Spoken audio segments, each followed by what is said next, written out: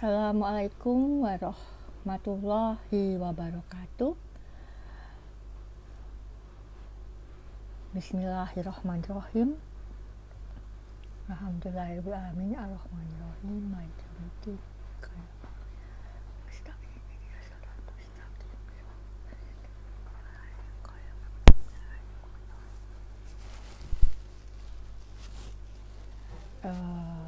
Mari kita mulai seperti biasa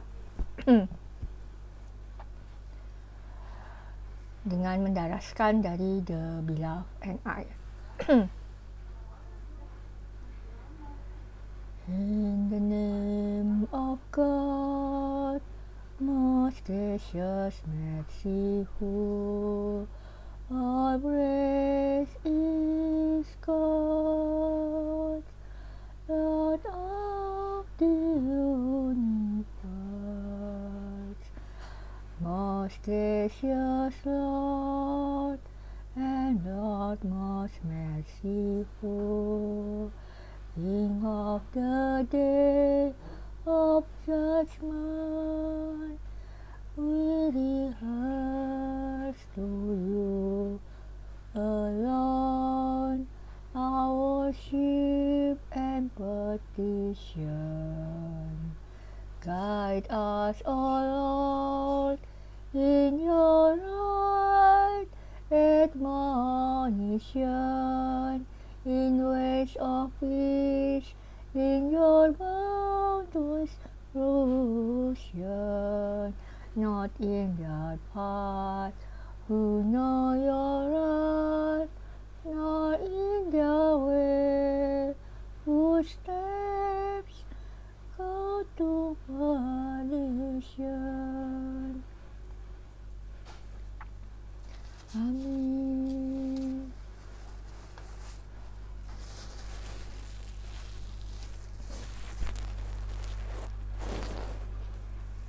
Alhamdulillah, ini sudah sampai ke dongeng sesi yang ke-10, dan saya sengaja setiap sesi saya rambutnya modelnya macam-macam. Hari ini modelnya rambutnya adalah pakai kerudung. Ya. Jadi saya bukan anti jilbab, kalau dipahami jilbab sebagai kerudung, tapi saya anti mewajibkan kerudung. Saya suka pakai kerudung. Nah, ini ya repotnya perempuan ya. Jadi kalau mau tampil harus pakai bedak, harus pakai lipstick, harus pakai dandan atau pakai filter. Nah, kalau saya tidak peduli. Yang penting saya bisa mengudara. Miring ya. Ini kalau kayak gini saya kayak orang Iran ya. Oke. Pada dongeng yang kemarin saya sudah membahas tentang Imam Ja'far al-Shadiq alaihi salam, yang beliau itu telah menggenapi nubuatan Sang Pir Yesus Kristus kepada murid dan musahibnya Yohanan atau Yohanes, yang saat itu Yohanes diasingkan di satu pulau yang saat ini berada di wilayah negara Yunani, yaitu Pulau Patmos. Jadi kita biasa menyebutnya sebagai Yohanes Patmos. Nah, ini kemudian dituangkan di dalam kitab yang disebut Wahyu, atau saya menyebutnya sebagai Injil Wahyu, karena itu ada ucapan-ucapan yang disampaikan oleh Sang Pir Yesus Kristus atau Nabi Isa al-Masih. Nah, dan beliau Imam Ja'far al-Shadiq alaihi salam ini hidup kira-kira selama 63 tahun, dan beliau menurut versi Syiah diracun dan mengalami syuhada karena racun itu. Nah, kemungkinan beliau diracun oleh dinasti Umayyah yang saat itu diperintah oleh Hisham. Atau diracun, bukan dong ya, Mansur ya, saya salah nih. Jadi beliau diracun oleh Abbasiyah berarti, Mansur. Saya teringatnya adalah Imam Muhammad Al-Baqir. Nah, beliau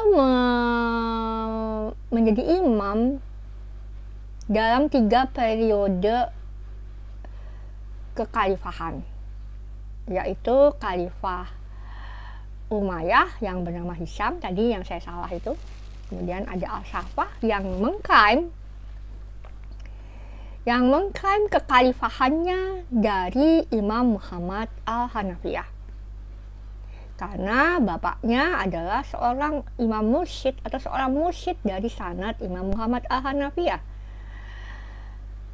Dan saudaranya yang bernama Al-Mansur, kemudian kabarnya entah beliau langsung atau petinggi-petinggi yang lain yang mendukung Al-Mansur itu kemudian memerintahkan agar Imam Ja'far dihabisi karena akan berbahaya bagi kekuasaan Abbasiyah.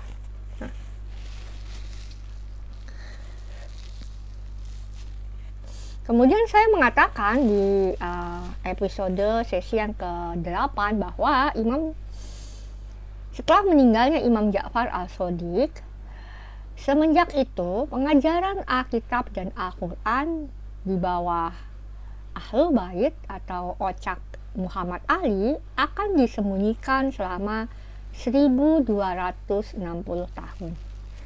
Yang ini ada juga dinubuatkan oleh Sang Pir Yesus Kristus kepada Yohanes Patmos. Dan saya akan menerangkan itu, tetapi sebelum saya akan menerangkan itu, saya ingin mengatakan bahwa karena itulah pada masa keadaan periode disembunyikan selama 1260 tahun, pada mulanya kemudian ocak-ocak itu terlihat terjadi disintegrasi, terjadi perpecahan. Itu kalau kita menggunakan perspektif atau cara pandang bahwa terjadi friksi-friksi di antara Syiah. Sekarang Syiah Ali ya, Syiah Ali. Sekarang saya di dalam dongeng saya selalu membedakan di antara yang namanya faksi Ali dengan tarekat dari yang dipimpin oleh Ahlul Bait.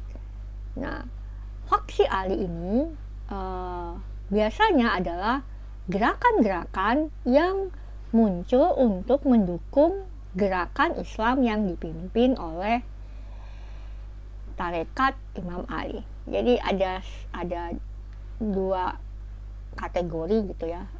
Kalau misalnya bisa dicontohkan, misalnya adalah tarekatnya itu saya yang asuh, yang saya kelola dengan murid-murid saya.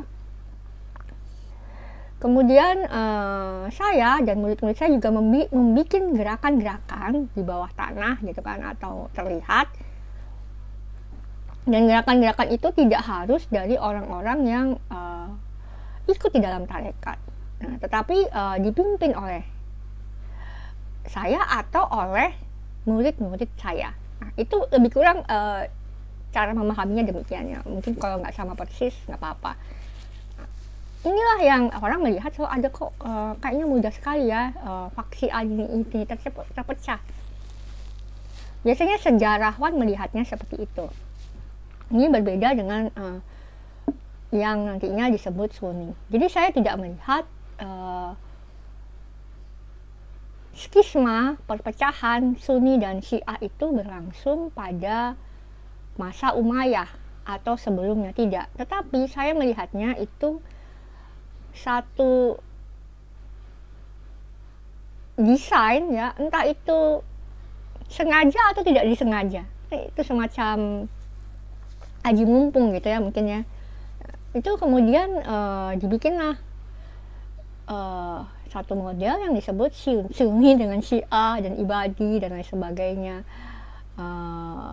kategori itu. Nah, tapi sebelum itu sebetulnya adalah pertama yang saya katakan adanya tarekat yang dipimpin oleh Rasulullah SAW yang mendeklarasikan gerakan Islam pada 612 Masehi. Kemudian beliau sebelum meninggal mewasiatkan agar penerusnya, pemimpin penerusnya, para dari beliau adalah Imam Ali ibn Abi Thalib. Artinya di sini baik imam parampara maupun imam gerakan adalah Imam Ali ibn Abi Thalib. Tetapi ada sejumlah murid yang tidak setuju sehingga mereka mengadakan konsili Sakifah. Nah, konsili Sakifah ini adalah satu gerakan Islam yang kemudian digubah. Ini bukan katanya harus bukan gubah itu beda dengan ubah ya. Gubah itu seperti kita menciptakan musik gitu kan, kemudian kita ada orang lain musiknya itu mirip-mirip tapi di arrange lagi gitu kan. Nah, itu namanya gubah gitu kan. Nah, itu digubah menjadi satu partai seperti partai politik yang dia fokusnya hanya politik, militer, conquest gitu kan, untuk mengamankan kepentingan ekonomi dan politik. Sedangkan kalau gerakan Islam yang dipimpin oleh Rasulullah, ekonomi dan politik itu adalah cara, alat, bukan tujuan, bukan fokusnya. Nah, itu coba dibedain ya. Karena dengan ekonomi, politik, seni, budaya, maka bisa memulihkan keadilan, bisa menjalankan kemanusiaan, dan seterusnya, dan seterusnya. Tapi kalau tujuan kita adalah ekonomi dan politik itu sendiri,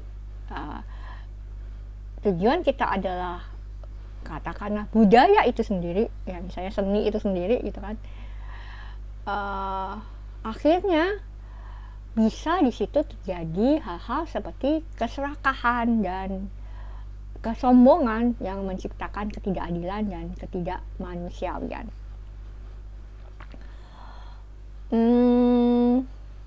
Gitu ya. Nah, kemudian faksi-faksi Ali ini adalah mereka yang lahir dari teke-teke para penerus Imam Ali ibn Abi Thalib. Nah, yang paling pertama, kalau boleh dikatakan itu adalah Kaisaniyah ya. Ya dong, kalau secara sejarah itu adalah Kaisaniyah gitu kan. Ya, ini ada satu gerakan. Nah, yang berikutnya adalah Zaidiyah, dan ini yang mungkin termasuk yang paling sukses saat ini gitu kan, selain Imamiyah dan Ismailiyah. Nah, itu bagian dari gerakan, tetapi ada juga tarekatnya ya, jadi tetap ada gitu. Maksudnya tarekat di sini ini nanti saya akan membahas satu sesi khusus tentang sufisme. Sufisme itu apakah setelah Rasulullah baru ada atau sebelumnya sudah ada gitu. Nanti saya akan membahas itu sendiri. Nah, karena itu terutama sekali setelah Imam Ja'far As-Shadiq meninggal ya, faksi-faksi Ali ini tampaknya terpecah, dan ini karena sudah berkembang teke-teke dari Imam Ali ibn Abi Thalib. Ada tekenya Imam Zaid ya. Kemarin saya agak keliru mengatakan bahwa Imam Yahya itu lahir pada tahun 743. Bukan, dia lahir pada tahun 726, tapi meninggal pada tahun 743. Jadi dia masih muda banget ya. 725 kalau nggak salah, 726 meninggal, lahir kemudian meninggal 743. Nah, kemudian sebetulnya setelah Imam Bakir Muhammad Baqir itu meninggal, ada juga kayak faksinya gitu ya, yang seakan-akan di mata kita itu memisahkan diri dari Ahlul Bait gitu kan. Nah, jadi di sini saya berusaha melihat skisma atau adanya orang-orang yang disebut Syiah inilah, Syiah itulah, atau Syiah yang sudah punah, Syiah yang katanya menuhankan Ali dan lain sebagainya, itu dengan cara pandang yang lain yang bukan seperti dongeng-dongeng yang lain yang selalu lebih berfokus kepada ortodoksi akidah yang sifatnya sangat imperialis konsensus. Di sini saya coba melihatnya secara natural faith, gitu.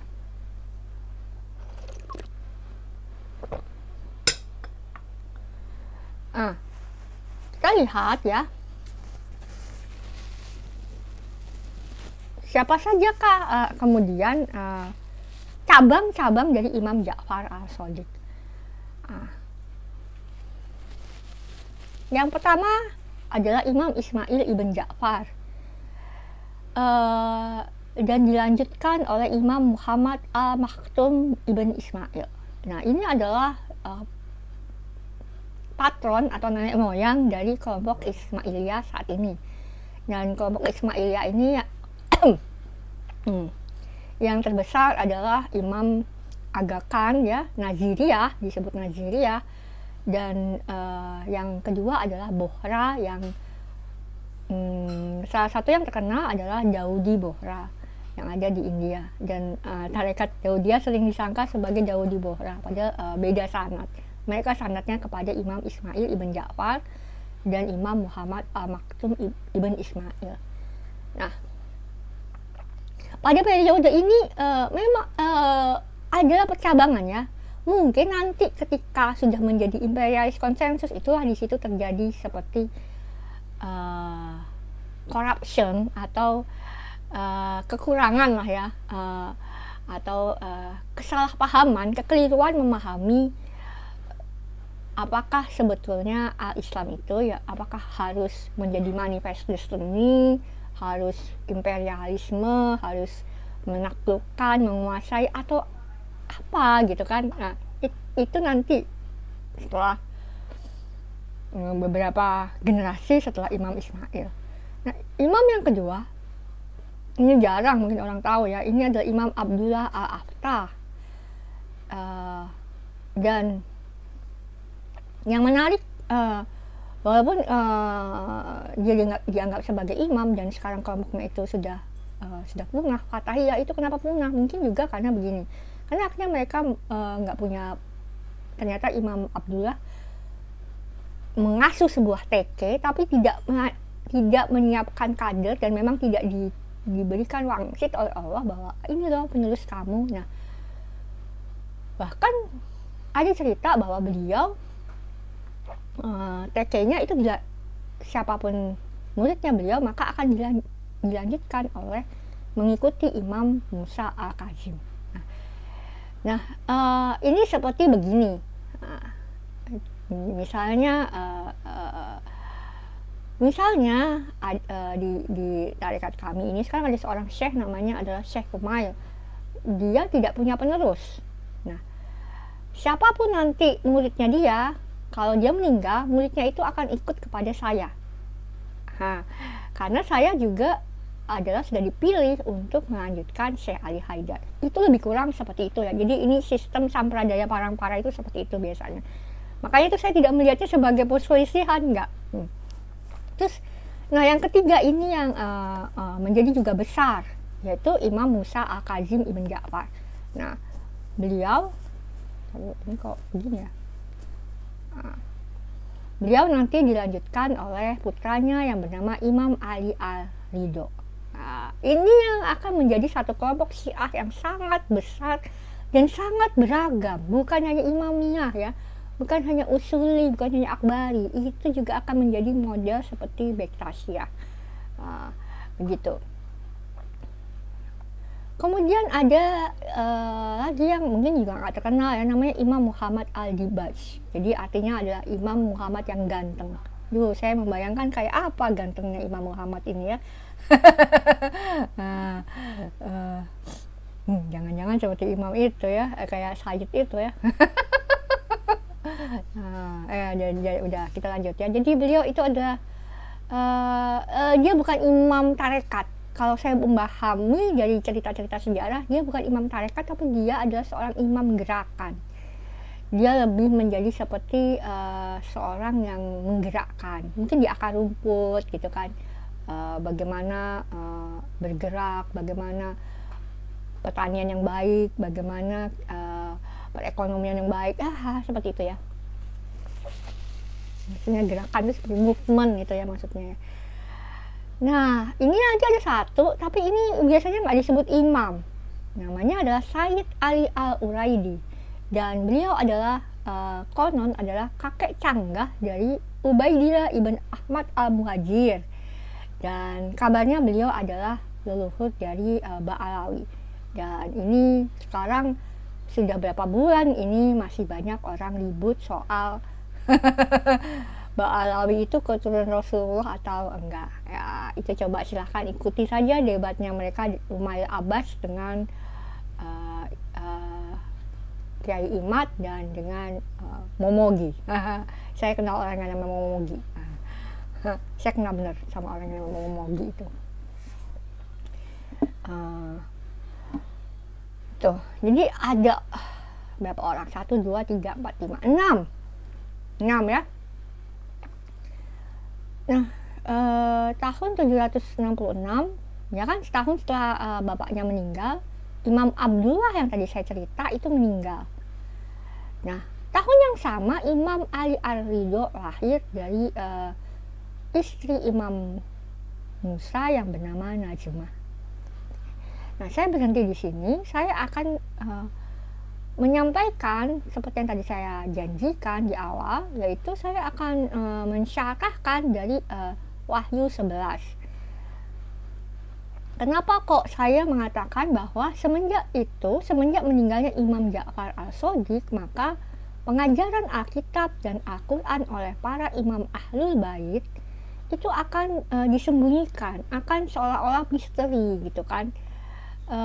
Itu akan selama 1260 tahun. Jadi perkiraannya akan berakhir tahun depan 2025. Berarti ini tahun terakhir karena kita sudah memasuki tahun baru kalendernya para nabi dan rasul, yaitu kemarin tanggal 20 Maret Equinox. Jadi ini apa iya apa enggak gitu kan, bener nggak sih nubuatnya, bener nggak sih kata WNI begini gitu kan. Kita lihat saja nanti gitu kan. Jadi karena itu sekarang orang terpencar-pencar dan nggak jelas gitu kan.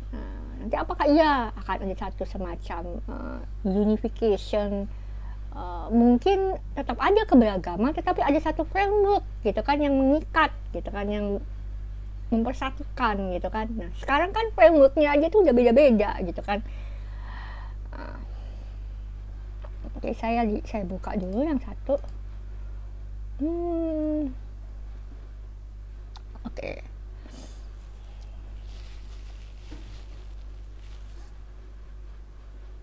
Ini agak panjang ya.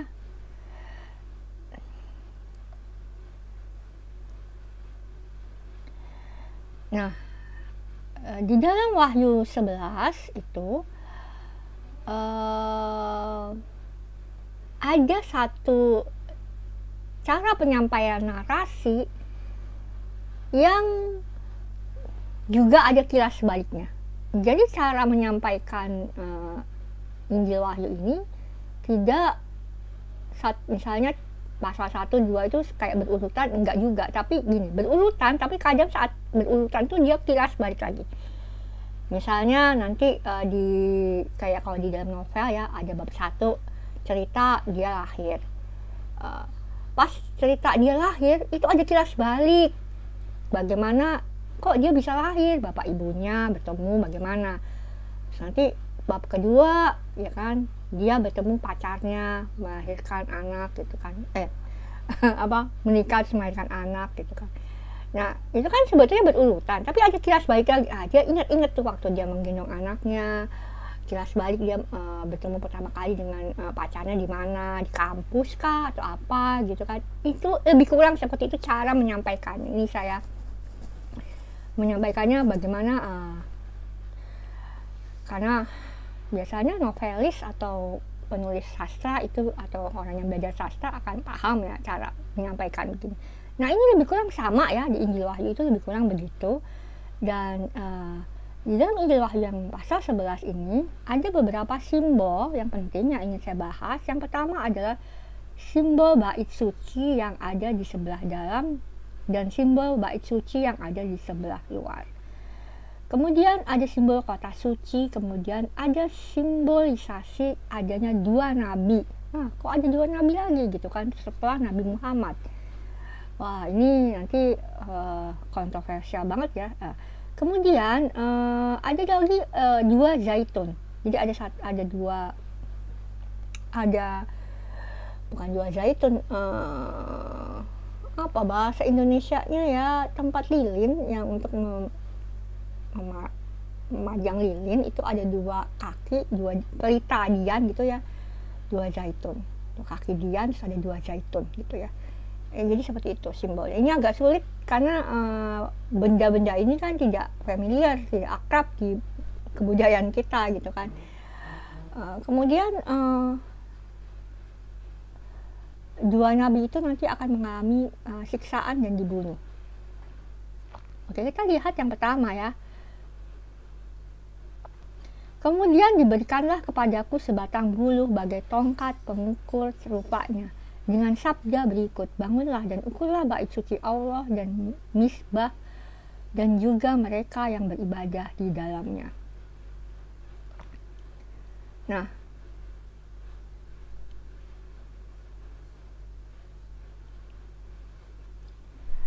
jadi teks ini menggambarkan bagaimana suasana setelah Imam Ali ibn Abi Thalib meninggal dunia. Dan ada waktu periode berarti 661 sampai 765, berarti sekitar 100 tahun ya, sekitar 100 tahun ada waktu untuk mempersiapkan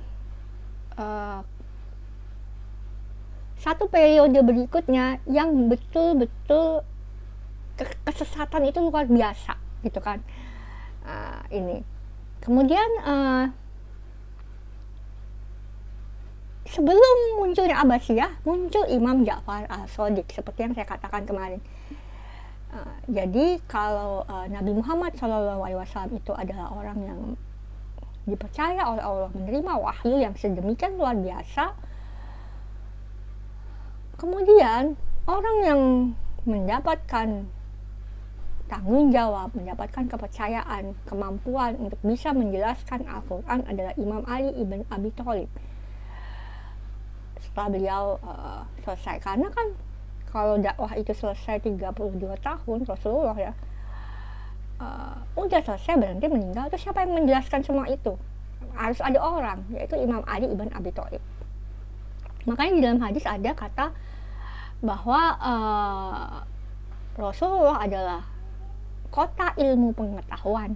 Perhatikan, kota digunakan. Jadi kalau kita melihat kota di dalam transmisi itu biasanya berarti ini satu ilmu pengetahuan yang secret, yang bukan hanya mengenai sesuatu duniawi seperti sains yang spekulatif atau sejarah, ilmu sejarah yang spekulatif. No, ilmu pengetahuan, dan pintu gerbangnya adalah Imam Ali ibn Abi Thalib. Ya, itu kan hadis yang terkenal. Dan selanjutnya setelah beliau meninggal, kira-kira beberapa dekade akhirlah, jadi sekitar berapa tahun, 40 tahun setelah beliau meninggal ya, lahirlah Imam Ja'far al-Shadiq 702 Masehi. Nah, beliau ini benar-benar adalah gerbangnya. Beliau ini benar-benar kalau tadinya Imam Ali itu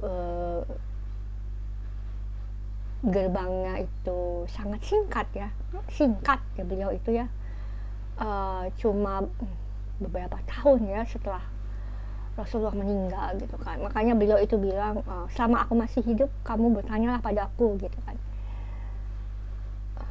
Sekarang muncullah sosok keturunannya yang bernama Imam Ja'far al-Shadiq alaihissalam. Dan inilah gerbang yang digambarkan di dalam Wahyu 10 itu seperti pelangi matahari gitu kan, api, pokoknya sesuatu yang luar biasa, amazing gitu kan, polymath gitu loh gitu kan. Nah gitu.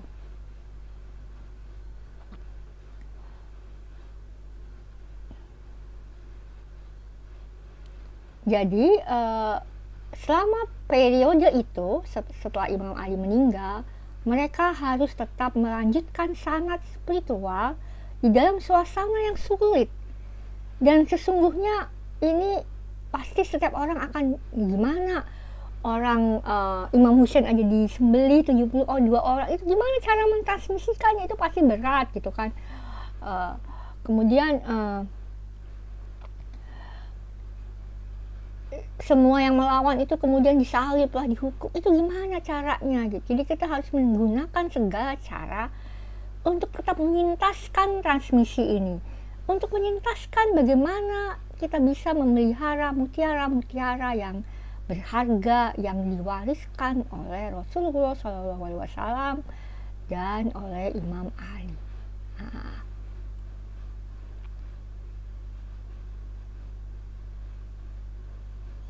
kemudian teks itu mengatakan lagi, namun kecualikanlah pelataran bait suci yang di sebelah luar. Janganlah engkau mengukurnya, karena ia telah diberikan kepada bangsa-bangsa lain, dan mereka akan menginjak-injaknya. Mereka akan menginjak-injak kota suci 42 bulan lamanya. Nah, sekarang Yohanes Patmos diberitahu, Santo Yohanes Patmos gitu ya, diberitahu bahwa para pemimpin dari faksi-faksi yang menolak wewenang spiritual dan religius Imam Ali telah saling berebut kekuasaan atas nama Rasulullah SAW. Dan demikian pula ternyata nanti ada beberapa yang saling berebut di antara faksi Imam Ali sendiri. Nah, 42 bulan namanya sama dengan 1260 hari, dan itu berarti 1260 tahun. Nah,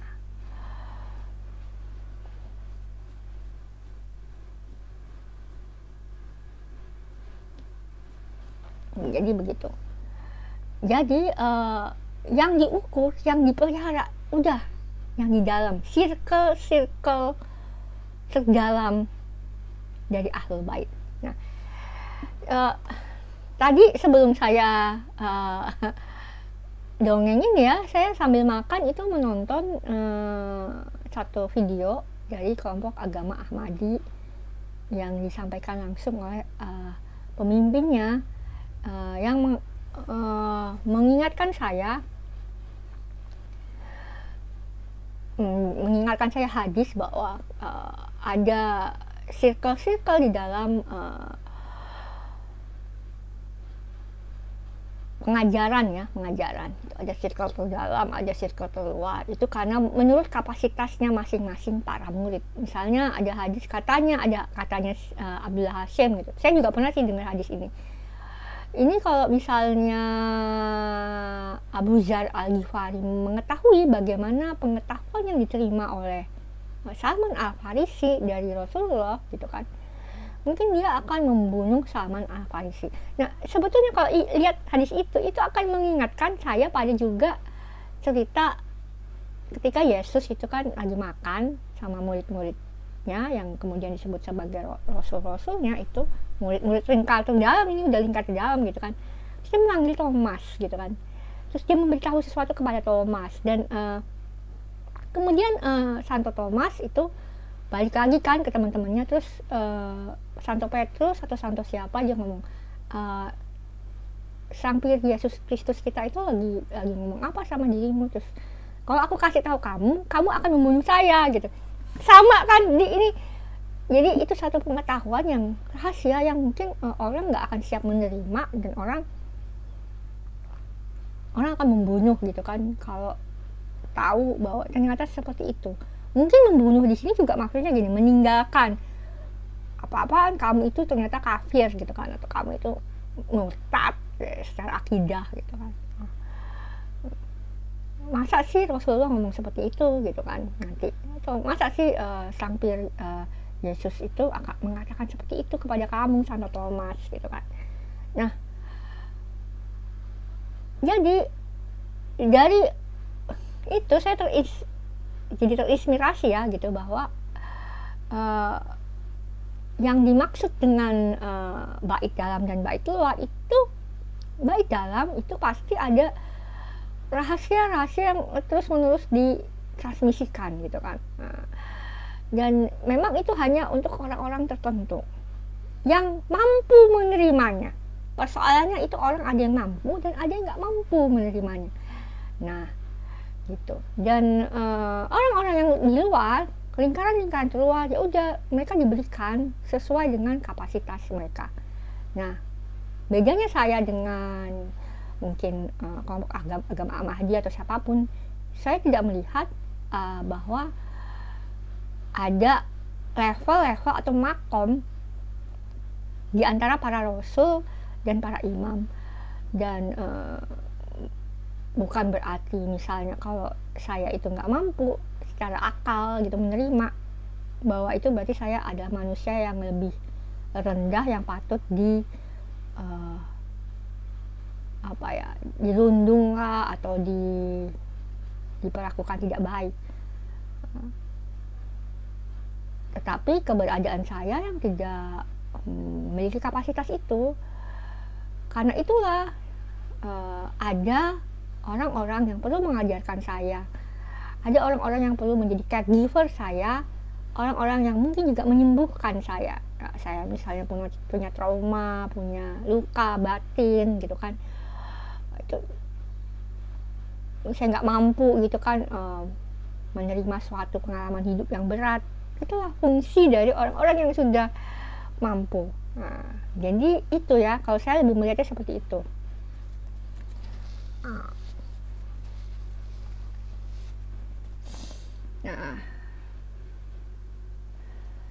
dan aku akan memberikan 2 saksi, ini dari Wahyu 11 ayat 3, tadi 1 sama 2.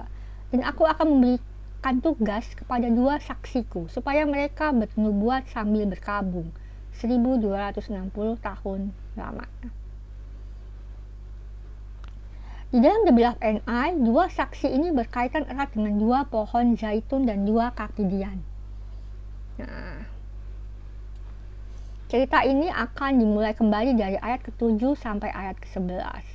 Sedangkan cerita mengenai kekuatan nubuat dan cahaya 4 kitab itu ada pada ayat ke-4 dan ayat ke-6. Ini harus baca dulu berarti. Ini tulisannya, soalnya kalau orang membaca dia akan paham gitu kan. Jadi begini, maksudnya adalah seperti yang tadi saya bilang, Wahyu 11 ini kronologis dari Wahyu 10, tapi ada kilas balik. Ketika Imam Ja'far meninggal, kemudian apa yang terjadi adalah 2 saksi itu adalah terkait dengan 2 kaki dian itu adalah semua nubuatan yang ada di dalam Alkitab dan Al-Quran kemudian akan tergenapi satu demi satu, semakin lebih.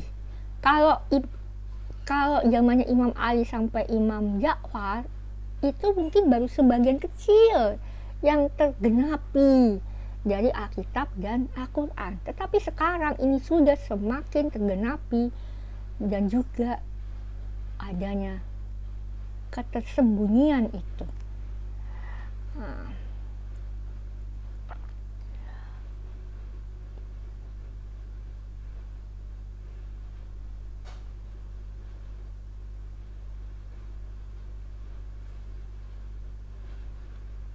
Ini saya tidak akan membacakan ini ya, saya tulis sendiri, ini panjang ternyata. Saya takut waktunya tidak cukup.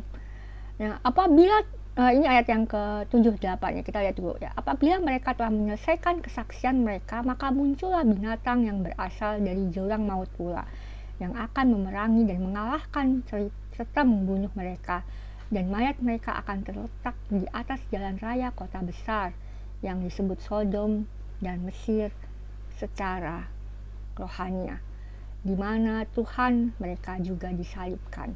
Nah, ini satu teks yang sebetulnya agak sulit untuk saya menceritakan di sini, karena ada satu atau dua binatang yang keluar dari jurang maut. Ini adalah simbol tentang orang yang akhirnya terpilih gitu kan, menggenapi nubuatan untuk melakukan kezaliman kepada ahlul bait gitu kan. Nah, salah satunya itu adalah Abdul Malik dan kawan-kawan, itu salah satunya. Nah, kalau yang di sini adalah itu cikal bakalnya mereka Umayyah itu kan. Nah,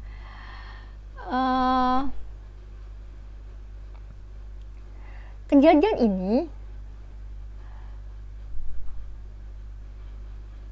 ini sebetulnya sudah saya ceritakan di episode sebelumnya ya. Itu ada tragedi perang Ridho gitu kan. Terus sebelumnya karena Rasulullah meninggal gitu kan. Nah,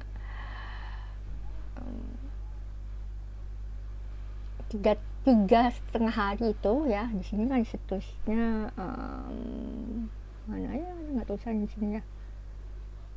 Oh belum ya, di sini belum.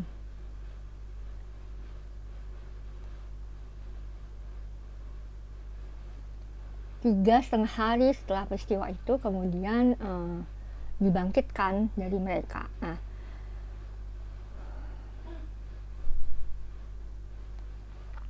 mana ya? Kok nggak ada ya? Oh, ya di sini mungkin.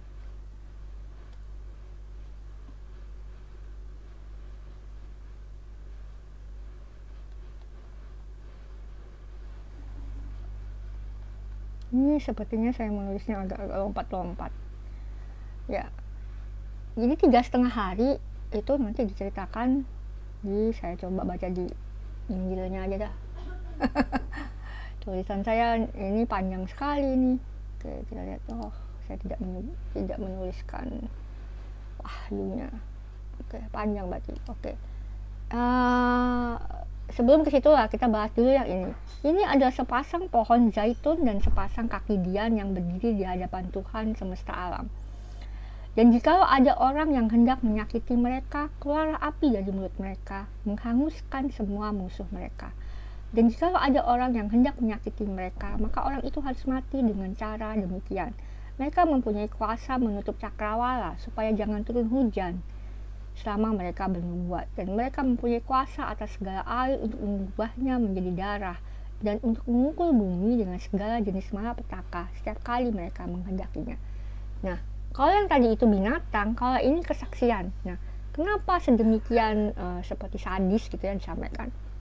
Jadi ini satu perumpamaan yang disampaikan kepada mereka yang menzalimi ahlul bait. Ini adalah karmanya itu nanti. Jadi kesaksian itu, para penyaksi itu, syuhada itu yang menggenapi nubuatan dari Alkitab dan Al-Quran, ini menyampaikan wahyu, dan kemudian ada yang menolak gitu kan, yang menentang dan menzalimi. Itulah mereka akan mengalami hal-hal seperti yang disampaikan di Injil Wahyu 11 ayat 4 hingga 6 ini. Ini kenapa nggak ada ya? Tadi saya lihat ada. Oke, coba kita lihat ya, kita lihat di sini saja. Wahyu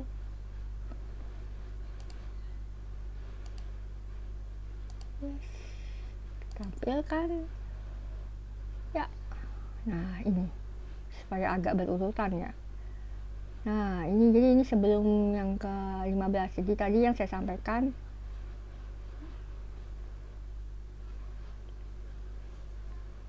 Nah, ya tadi saya ulangi ya.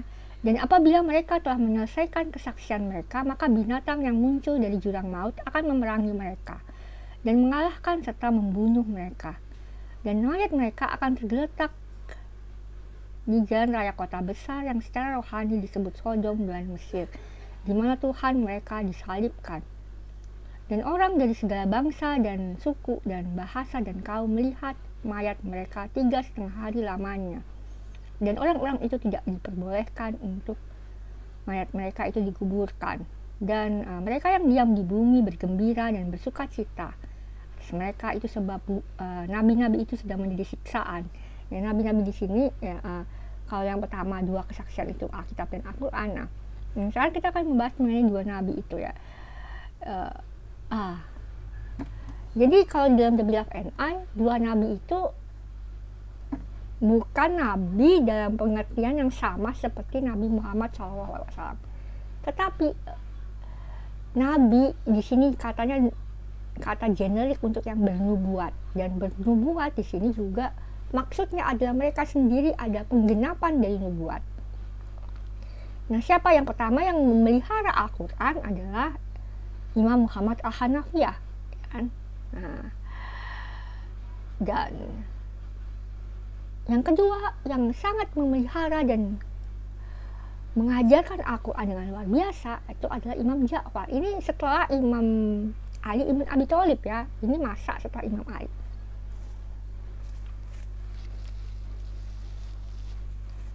Jadi kalau kita mau runutkan, maka Injil Wahyu 11 ini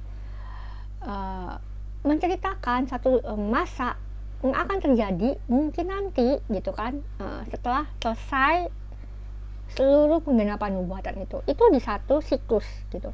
Di siklus sebelumnya yaitu siklus Nabi Muhammad Sallallahu Alaihi Wasallam.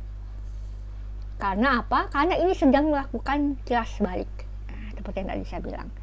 Nah, ketika kilas balik, apa yang terjadi? Jangan lupa pada masa yang sama ini disampaikannya oleh Injil Wahyu.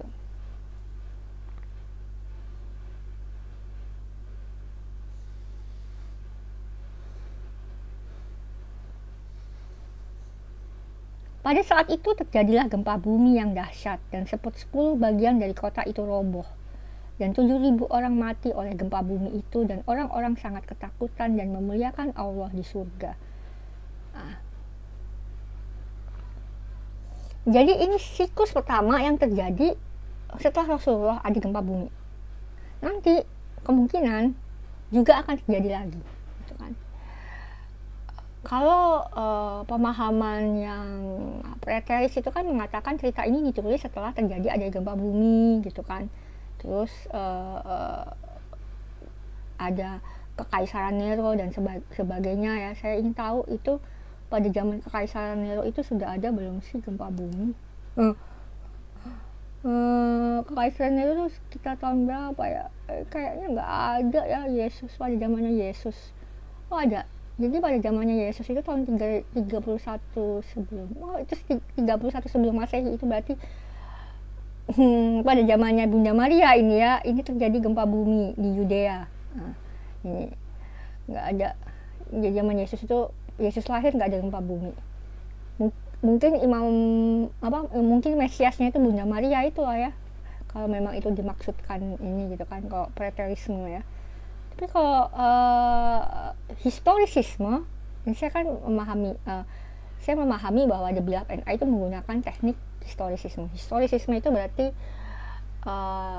memahami Injil Wahyu ini secara historiografis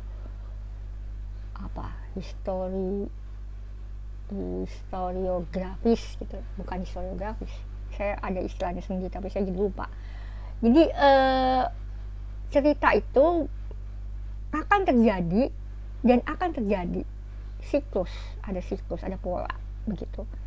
Nah, mungkin ada 1 atau 2 kali terjadi gitu. Nah, untuk kasus di Injil 11 ini, Injil Wahyu 11 ini adalah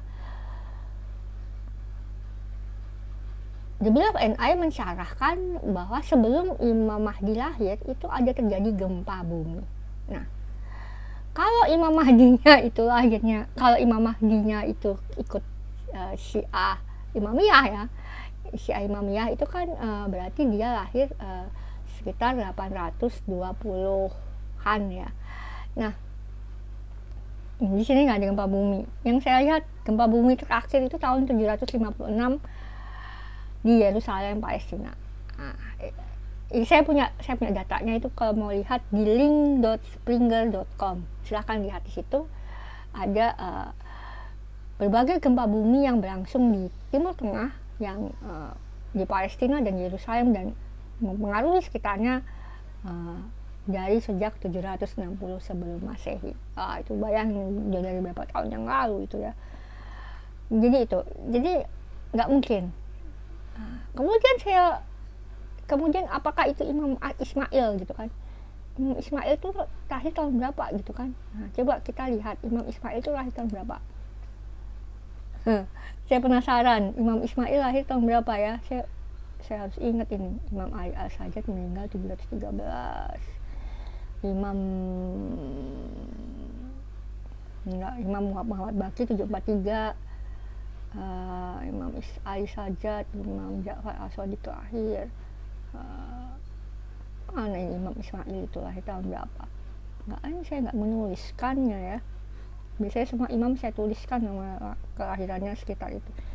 Kemungkinan tidak lahir ya, karena ada lagi sebelumnya tahun 749 Masehi. Ini imamnya siapa ini yang lahir? Nah, yang paling dekat dengan kelahiran beberapa imam adalah 634 Masehi itu, pada bulan September, yaitu yang kemudian sekitar 2 tahun kemudian Umar bin Khattab itu kemudian berhasil menguasai, membebaskan Yerusalem, karena kotanya udah rubuh, udah rontoh gitu kan.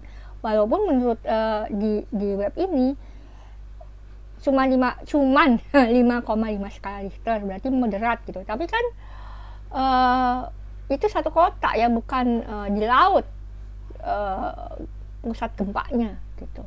Jadi mungkin itu sangat besar gitu ya, dan itu berpengaruh beberapa tahun di kota itu. Nah, gitu.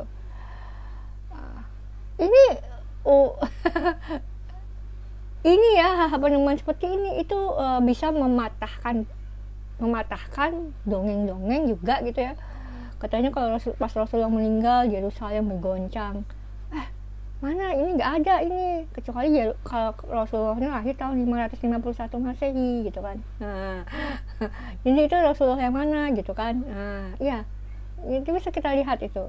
Sebetulnya ada lagi satu jurnal saya punya, tapi itu panjang banget gitu ya.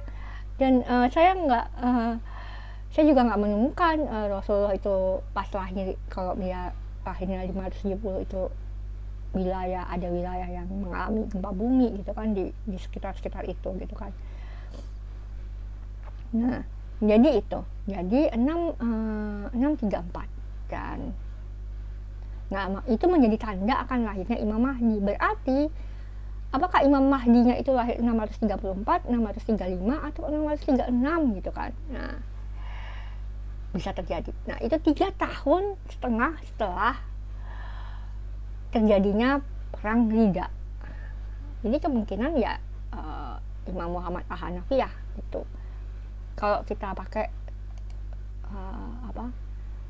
ya anggaplah cocokologi ya, mencocokkan semuanya sehingga sesuai, fit in datanya ataupun poin-poinnya, ini poinnya ini, poinnya ini, poinnya ini, poinnya ini, poinnya ini, fit in gitu. Itu namanya cocokologi kan. Kemudian apa lagi ya, kita lanjut lagi ya. Mana tadi ya.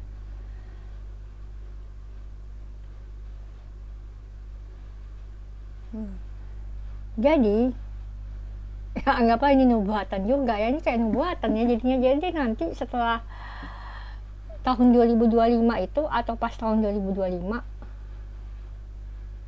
mungkin ada gempa bumi gitu. Astagfirullah ya. Saya ketawa itu sebetulnya saya ingin menjadi seperti orang ateis yang meragukan itu mitos, itu mitologi ya. Ya, apaan itu ya nggak apa-apa kan, dongeng gitu kan. Nah, hmm, dongeng kan kita nikmati saja, bener nggak? Kalau bener ya ada poin. Jadi ntar kayak oh, itu kan kayak hadis ya, kalau ijtihad dapat 2 pahala, kalau benar dapat 2 pahala, kalau salah dapat 1 pahala. Ini kan bukan ijtihad ya, jadi nggak dapat pahala, ini cuman dongeng. Nah begitu, um, yang bisa saya sampaikan ya pada malam ini, karena ini sudah agak lama ini saya ngomongnya ya. Saya nggak mau lama-lama ngomong 1 jam, capek juga menurut saya. uh, ini adalah penggenapan dari nubuatan Wahyu 10 dan 11. Dan kita lihat ya nanti apakah benar gitu 2025 ada misteri-misteri itu terungkap semua. Ya, atau 2026 lah. Gitu, atau bener nggak nanti ada gempa bumi gitu kan, atau 3 tahun dari itu ya, kalau 3 tahun dari 2025 berarti 2028 ada gempa bumi gitu kan, maka iya gitu kan.